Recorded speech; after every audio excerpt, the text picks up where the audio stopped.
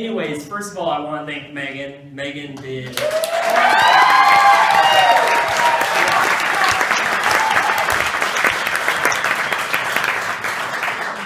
really impressive. So, anyways, thanks for taking a moment to hear about my wife and I's story and our kids and our experience at Highline. So, my wife and I, Helen, we've only been parents for 2.5 years. When my wife and I moved out of our last neighborhood, we were just starting the process of becoming foster to adopt parents of older kids, obviously. So, school quality was not our first thought when we chose our home. We just wanted a safer neighborhood. So we loved Bible Park. I had lived in the area previously, and we knew it was a perfect fit for us. It was the perfect place for us until we were placed with 3rd and 6th graders in September of 2013. And, all the schools were all done, so they're all full. So our neighborhood was awesome, but the school choices were not great. So we immediately toured our local elementary school and middle school. When we toured the elementary school, there was a real fear that our son would quickly be grouped with other kids in the area who have lacked regular schooling, maybe had no parental involvement at home, who were among the 25% of schools that changed, or 25% of kids that change schools every year. And if our youngest was assumed to be part of this group of kids, would the teachers invest the time and energy into him that we knew he would need? When we found an opening at a different magnet school in the area, we were excited about the possibility of our 3rd grader and 6th grader going to the same school while they endured such dramatic changes in their lives. And this school was amazing for our 3rd grader. They specialized in English as a second language. Students who had large gaps in their education as well. And our 3rd grader was taken under the wing of some good-hearted teachers, and he made some huge advances. But our 6th grader floundered. See, our oldest is highly intelligent, but he had 11 years of using his intelligence just to do enough to exceed the average of his peers. And his peers were mostly struggling with poverty. His peers had not had expectations to exceed his school. And when he started at this school, it became quickly evident that his peers had not changed much from his previous 6 years of education. What you may not understand about the dynamic of being a foster to adopt parent is that our kids absolutely do not trust that our expectations and rules for them are ever associated with our love, care, or best wishes for them. They are just another thing that is different and wrong about the life they are now forced to live. So if their friends don't have rules, if their friends don't have to get high grades, if their friends don't have to do their homework, it reinforces their already held belief that their new parents are unfair and don't get what they are going through. And our version of love is a language that they have no interest in learning. When we tried to be proactive regarding the education of our 6th grader, requesting regular status updates, we were sure that it would happen. But routinely, we were surprised with disappointing grades, and the progress of our oldest education seemed stalled throughout 7th grade as well. We could not trust him to be supervised if he hung out with friends. When requesting effort from our oldest, we were legitimately confronted with the fact that most of his peers were not expected to put effort into their education at school or at home.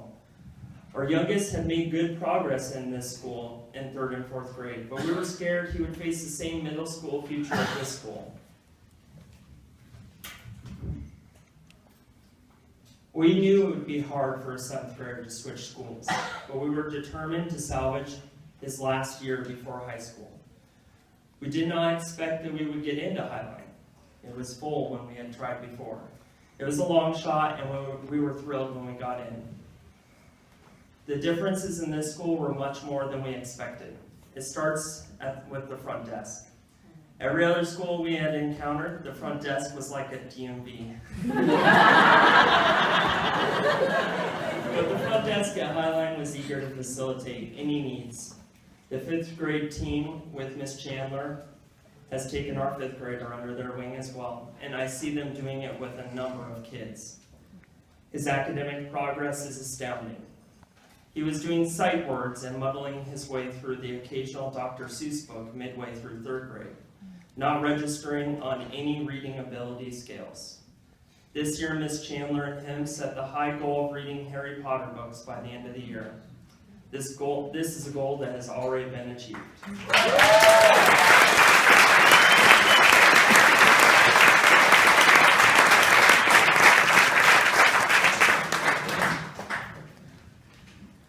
I wrote with marker on this part. I'm gonna look like an old man for a moment.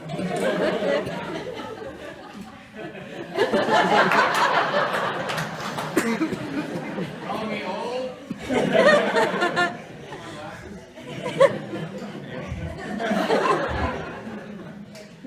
Okay.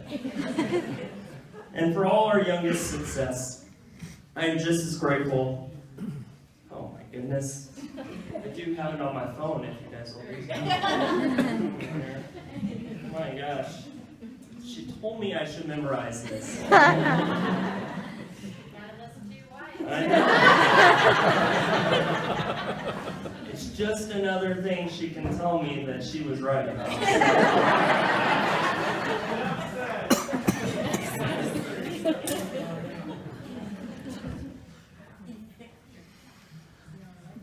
I don't think it's a light covering. So awkward, dead silence. He is losing it over there. I've got it memorized, but go ahead.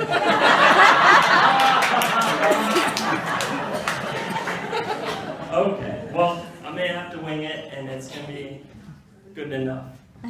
So, after just getting by for 8 years, and after just staying off the radar for 8 years, and after using his immense intelligence to be as lazy as possible, my 8th grader is taking tremendous accountability in his education. And we owe that to the partnerships we have with all of his teachers, especially Mr. Costin.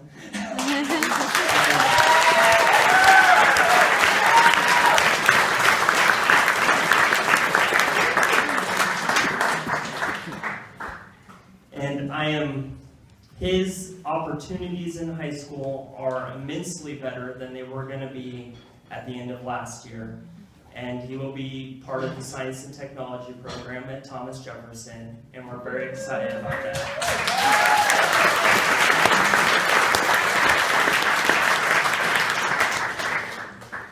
So when I reflect on the important role Highline has had in the lives of our kids and family, I realize our story is very similar to all of yours.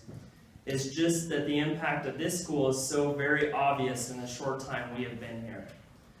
I'm so jealous of all these kids who have had this amazing experience for 9 years. All this success does not just happen. It is a result of a team and community that are all working towards the same goal. And this team and community are doing more than just providing incredible opportunities for our kids. With healthy friendships, our kids are safer and our families are healthier. Neighborhoods that may otherwise be held back because of the educational opportunities are thriving. And this success trickles throughout the entire community. I know we owe it to the current and future kids, families, and surrounding communities to invest our time and financial resources to continue this amazing school and pass it forward. So next year, the state will not be adding any funding for the first time. So if we want to keep these talented teachers, it's important that we fill the financial gap. So thanks for being generous tonight.